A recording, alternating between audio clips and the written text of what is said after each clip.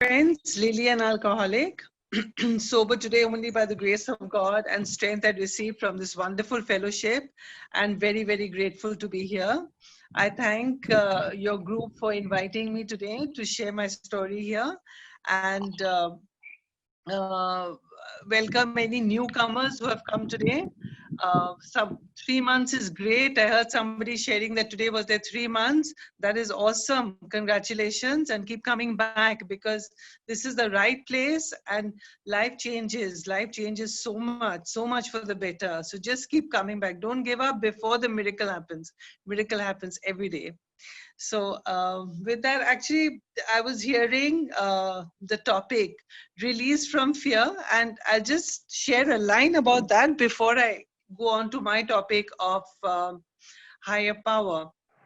Release from fear, I have found that unless I face my fear and walk through my fear, I will not get the release from fear. Like, giving an example is right now. I am scared of going, online with so many people I don't know, I've never met. But I know it's going to be all right. I know it's going to be all right because, if I'm afraid, I have to face it and walk through it, and then it evaporates. I just find that it evaporates.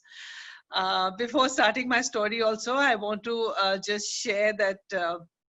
Whatever I say is only my experience and my opinion. I don't speak on behalf of I don't speak on behalf of my group. I don't speak on behalf of anyone, actually. It's just all in first person singular, like I was taught by my old timers. It's only for myself. So I've got a lovely topic that you'll have given me today about higher power.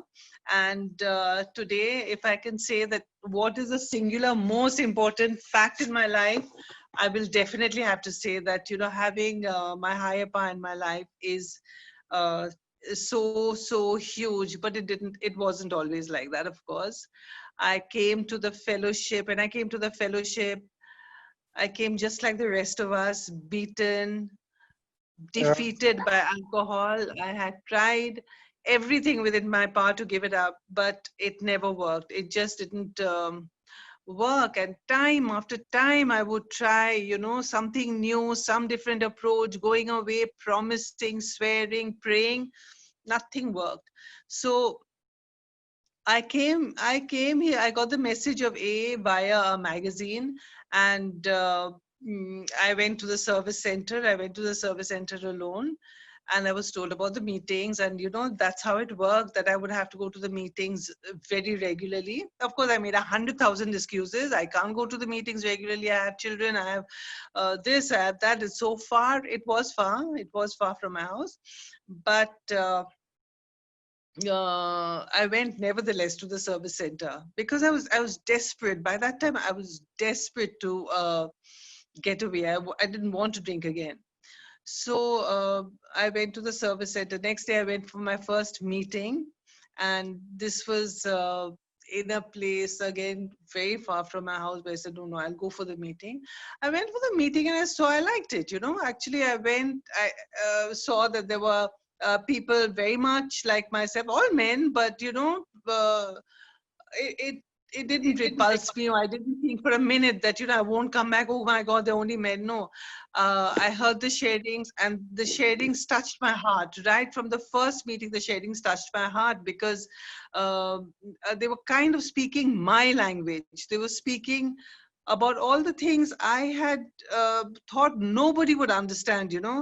The kind of life that I had slipped into, I thought nobody would understand. But here were a group of people who seemed to be knowing exactly what I was going through. So I had made up my mind. It was grace of God. Today I say that it is only the grace of God that made me, from the first meeting, say to myself that yes, I will keep coming back, because if I can get sober, this is the place where I can get sober. And no matter what happened, I kept going back.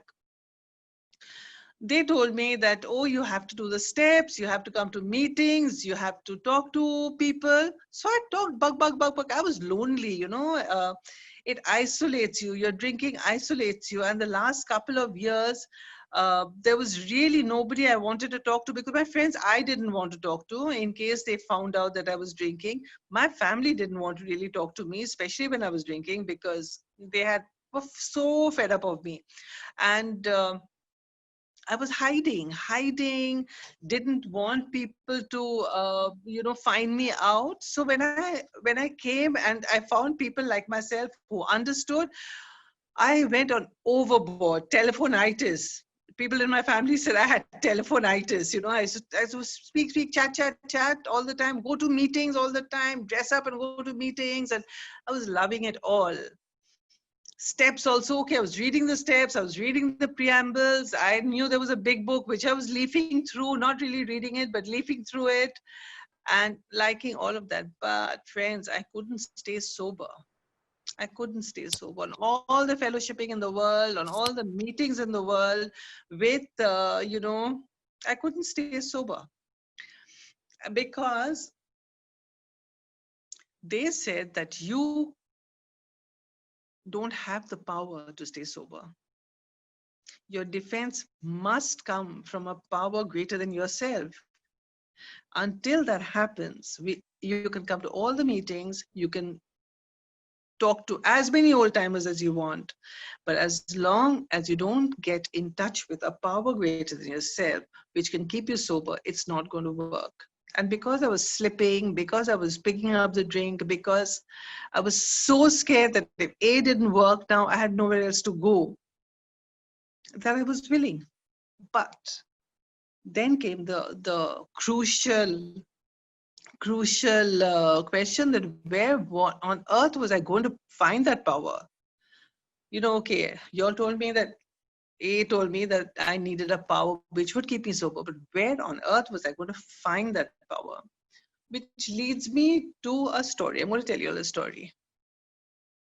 When I was I had heard many years ago.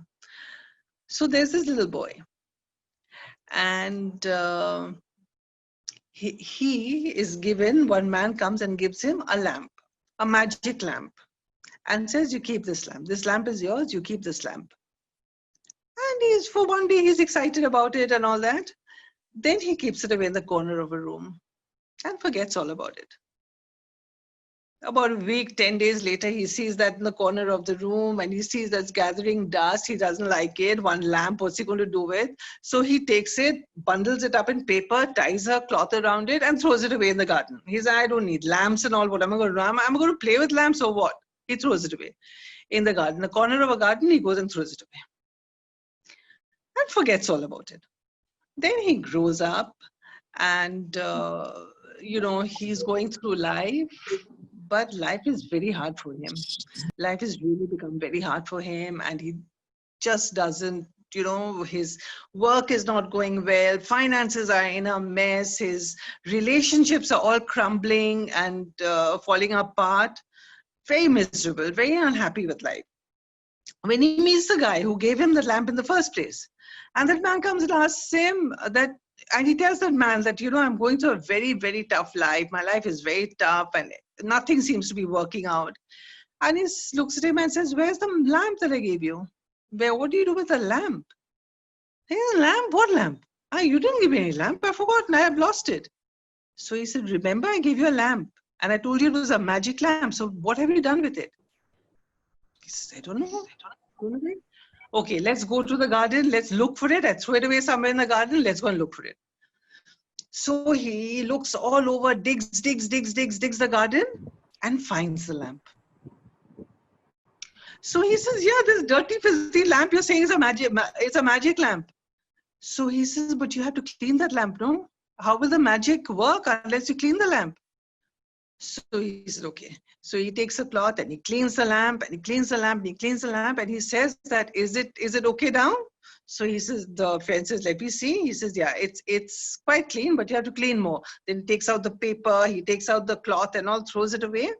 And when he's polishing it, then it starts glowing, and that glow gets bigger and bigger and bigger.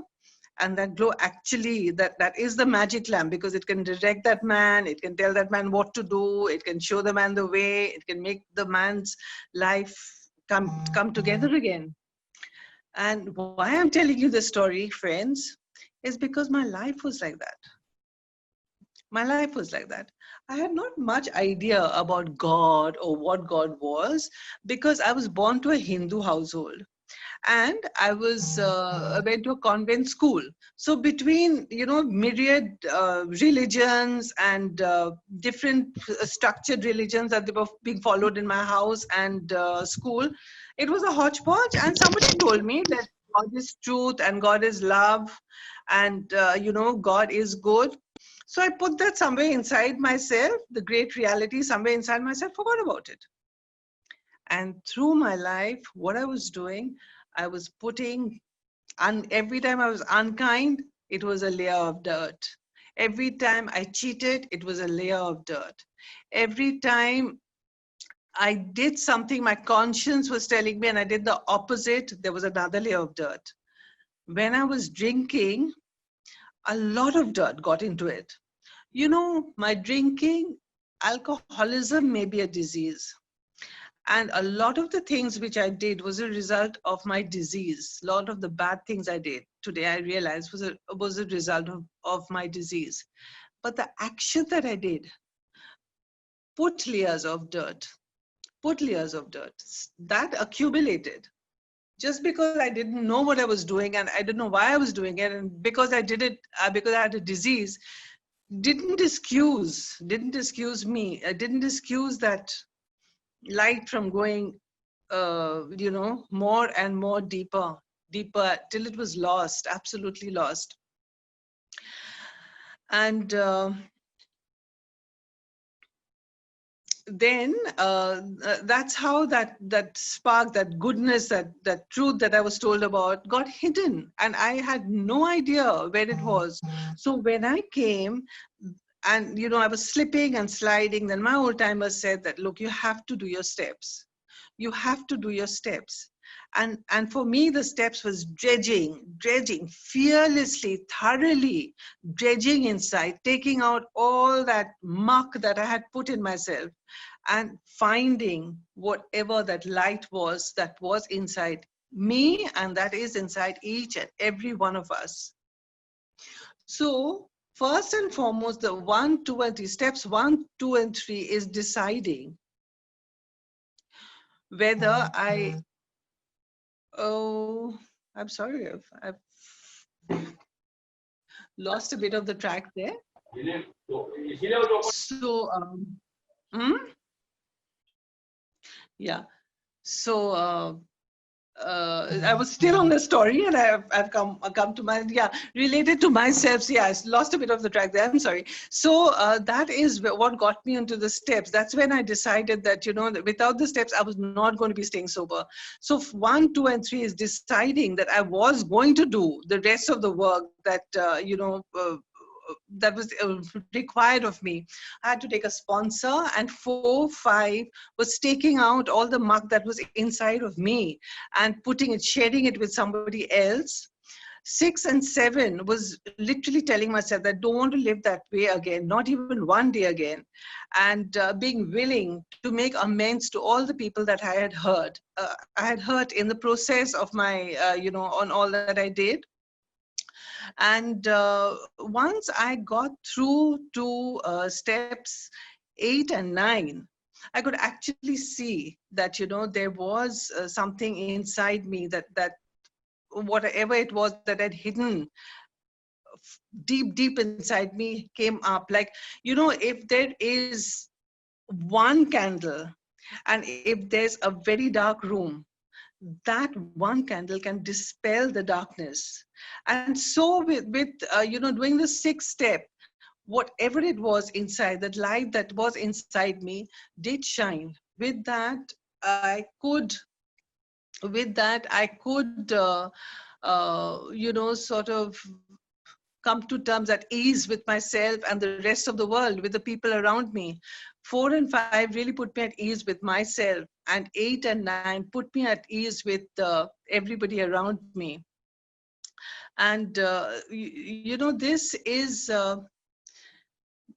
grown. This has also grown. The whatever it was inside with step 9, doing this step 9, it's really grown. The promises are not extravagant.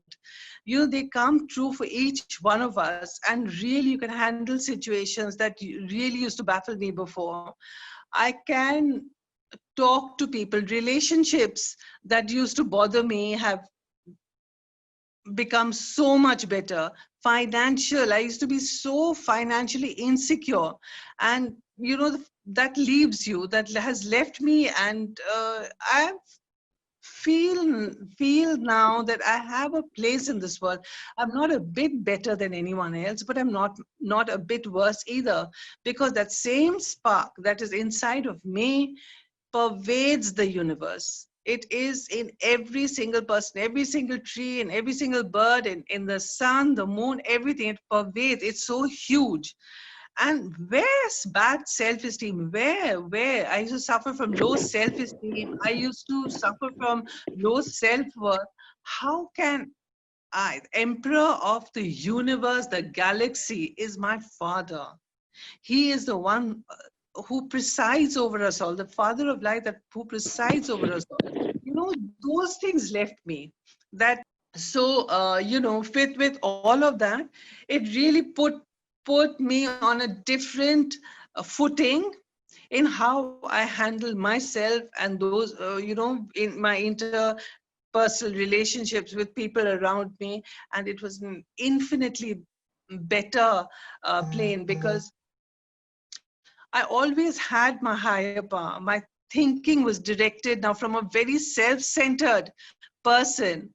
You know, doing my steps put me onto a God-centered person. It just allowed God to enter my life and direct my thinking, direct my life, and there's been no looking back.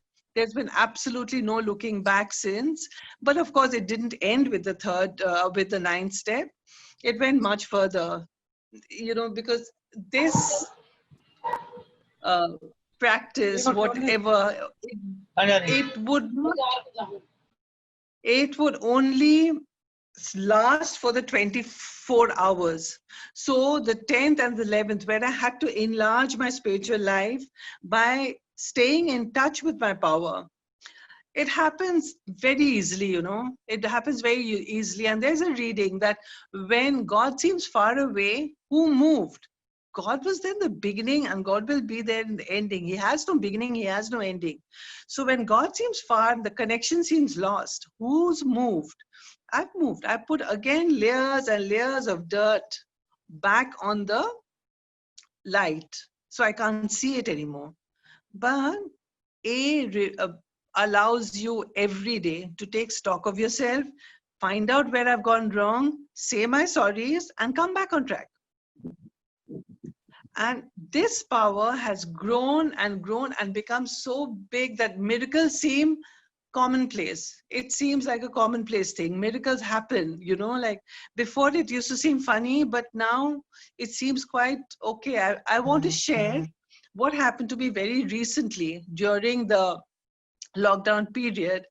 And for me, it was again my higher power acting anonymously or not so anonymously, because I know it's him now.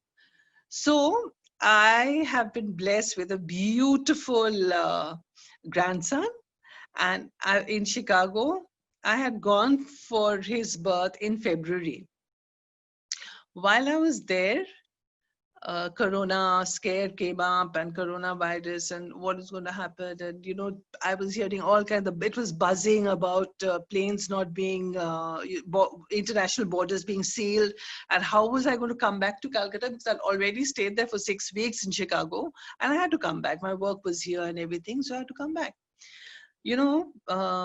And this was 19th, no, this was 18th of March. 18th of March, my son was trying the airlines to prepone my ticket, and my daughter was trying in Chicago to prepone my ticket. Both of them could not get the airlines. It was on the 18th, it was terrible. And I knew I needed to get back, because by then I had an idea that the borders were getting sealed. So on 19th, I got up in the morning, and I told my higher power, look, It's in your hands. And I'm not going to think about it. You want me to stay in Chicago forever? It's up to you. You want me to go back? It's up to you. I'm not going to think about it. And I told my daughter, just try. If it happens, it happens. If it doesn't happen, it doesn't happen. And of course, she tried, immediately got through. I got my ticket, and 19th, I boarded the flight there. That evening, that very same evening, I boarded the flight there. No problems. I came back to Calcutta. Went through checkout, got my baggage, and came out of the airport. This is at 3 a.m. in the morning. And there are these huge buses. So these huge buses outside the terminal gates. They kind of just bundled us up into these buses, and we went for some 20-25 minutes. We were going into the darkness. I had no idea where we were going. Fields on both sides. We're going into the darkness. So as I'm telling my higher power, I've told you that you're in charge. You take care of it. I'm not even going to think about it. What is going to happen? You decide. So we went, then at last, about 25-30 minutes into the darkness, we came to this hospital, new structure, new, long, tall kind of a structure. And we were all told to get down with our luggage and put the luggage in the, there was a small park there right next to that. So they put your luggage there. Then I asked, what is this about? So they said, oh, this is testing. We're going to test you. And anyone we feel is going to be quarantined here, 55 and above, anyone who's 55 and above is definitely going to be quarantined here. That didn't look like a friendly place at all. It looked like a horrible place, in fact. So I'm thinking, I'm sitting there. See, people started crying by then. You know, people, somebody 70 and all started crying. I said, what rubbish? You know, what is going to happen? What is going to happen? It's all my higher power's hands. I'm not even going to think about it. Then we went. There was a little cubicle with 2 doctors sitting there. And they asked me some questions and all that. Then they took my pressure. They took my pressure perfectly all right because I was not worrying. They took my pulse perfectly all right because I wasn't worrying or anything like that. They said, you know, we've got directive that 55 plus has to stay in quarantine in here on top. So I said, oh, I said, really? Feeling bad actually because I didn't want to stay there. The other guy says, but because, and I'm 61 by the way. He said, but since your underlying parameters are all okay, you can go home and quarantine. I was so happy, you know. I said, this is a God thing. This is really a God thing. You know, I'm just saying these, sharing these with you because this happens. This happens when I can surrender, when I can trust God with everything, things just smoothly happen. But being human, I don't remember to do that very often.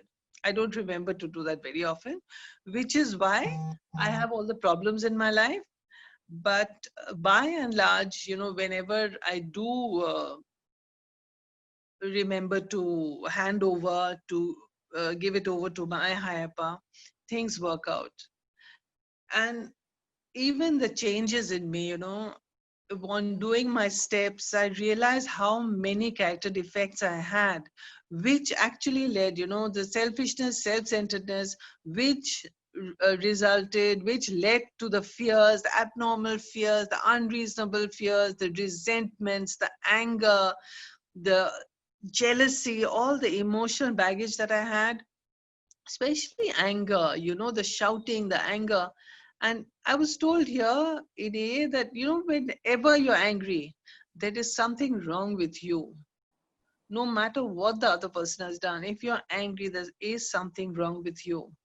So learning, you know, what was wrong with me was not enough. After learning, after being willing, after honestly knowing, first of all, is the how, no, the honesty, the open-mindedness, and the willingness, the indispensable. These 3 are indispensable for a relationship with my higher power or for anyone else for that matter. I have to be honest about my character defects. I have to be honest about what is blocking me off from the sunlight of the spirit. I have to see it. I have to see it properly. And only then, only when I'm honest and it's on the table for me to see and someone, my sponsor to see, it's only then that I can change it. Be willing to change it. Be open-minded enough to want to change it. Asking my higher power to, do it for me, handing it over. Not so easy, again, not so easy, because the 6th and the 7th step, for me, the most important steps are a lifelong step. And, every time an occasion comes up when my character defects come to the surface, my sponsor used to say that this is the time that you have to work on it. So if I'm getting angry, work on the opposite.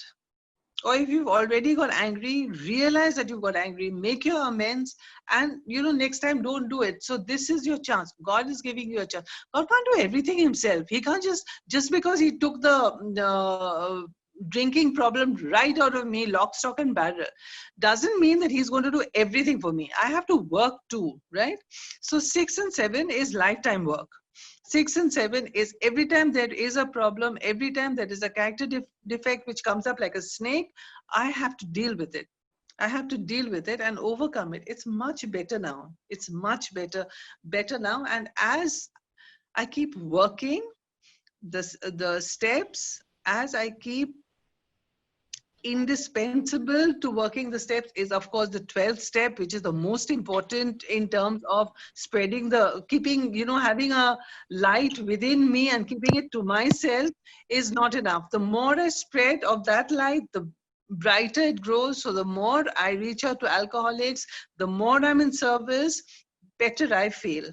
The more I feel that my higher power is also working with me. Because service is such an important part for the selfish person like me. It is very important to be in service, so I can come out of myself. And I think my problems are so big, little problems I think are so big.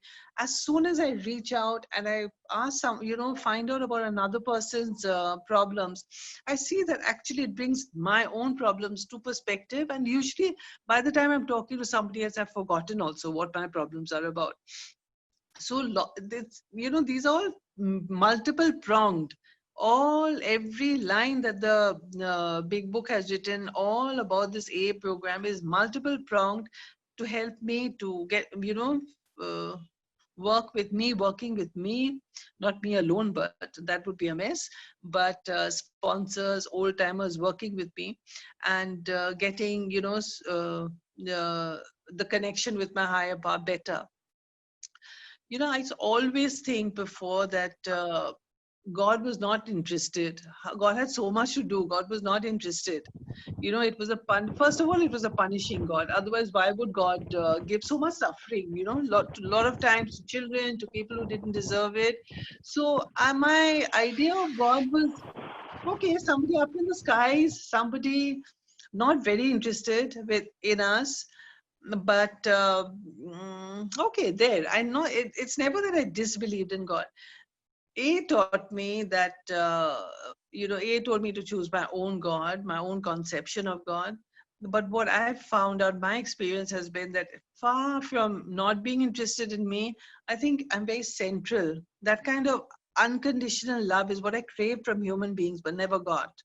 That kind of, I'm central, to his scheme of things. It's a broad, roomy kind of a place, broad, roomy road. It's not, he doesn't make, like, it's not the rituals. It's not in the rituals anymore. It's not in petty things. It's just a beautiful space, what I had wanted all my life. And I've heard in the rooms, and I believe if I take one step towards him, he'll take 100 steps towards me. And it's a very inclusive thing, just like our program is. Even he's very inclusive. A has taught me a new way of dealing with everyone, people around me, and praying. It's taught me a new way to pray. Ask for other people. The more you ask for other people, the more peace you get within yourself. And the more peace I get within myself, the more I can be useful to people. How can I be useful? The one underlining prayer that I have today is, how can I be useful to others? How can I, thy will, not mine, be done? With the third step prayer, I come out of myself, relieve me of the bondage of self, that I may better do thy will. And the seventh prayer is that, take me and work with my character defects. You can take them lock, stock, and barrel, you know. Because I want to do your will. I want to know what your will is. I want to help me to do it, you know, so that I can be useful. And when I'm useful, when I come into use to people, I feel better about myself. I feel better about myself. I feel worthy. I feel useful. So that's how life goes. That's how it's going. And, you know, there's never a time that I feel alone. The lockdown has happened now, it's going on almost 3 months, but never a time that I feel, you know, that what will happen, I'm alone. First of all, because you people, us, kind. This is the kindness that A has taught all of us, you know, that reach out a platform so that everyone can, you know, be included. And we have these meetings every day, different groups, different meetings every day, first of all. Then, you know, I have prayer time. I need structured prayer time. Actually, for an indisciplined person like me, I have opted for structured prayer time, and I know that I can chat with my higher power anytime, and he listens to me. So it is most of the running through the day. It is informal in the sense that he's accessible anytime. But for my own discipline, I have a structured. You know, this is what I do from the morning. This is what I do in the night, and it helps me. It helps me a lot. A has given structure to my life, actually. A has really given structure to my life, a discipline which was very necessary for me, for an indisciplined person like me. And today, I don't know, I would have been lost. I would have been absolutely lost without A, without you people. And very, very happy that I'm saved by all of you, and very happy to be, I've been given a chance to share today. Thank you very much, Yolanda. I think I've finished.